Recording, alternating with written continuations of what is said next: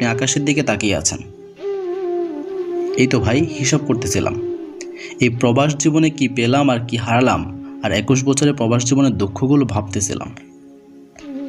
আমি 21 বছরের কথা শুনে অবাক, খুব কৌতূহলী হয়ে বললাম, ভাই আমাকে বলবেন আপনার দুঃখগুলো, আমার খুব শুনতে ইচ্ছে করছে।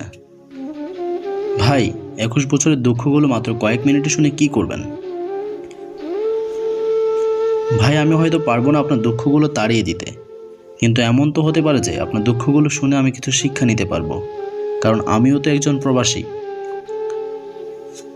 তাহলে শোনেন, আমরা ছিলাম 6 ভাই বোন। আমি ছিলাম সবার বড়। বাবা ছিলেন কৃষক, নিজেদের জমি চাষ করতাম। বাবার সাথে আমি কাজ করতাম। বাপ বেটা মিলে সংসার অভাব দূর করতে পারতাম না। ছোট ভাই বোনরা পড়ালেখা করতো। ওদের কাউকেই খেতে খামারে নিতাম না, যদি পড়ালেখার ক্ষতি হয়। এভাবে দিনের পর দিন কষ্ট করতে লাগলাম।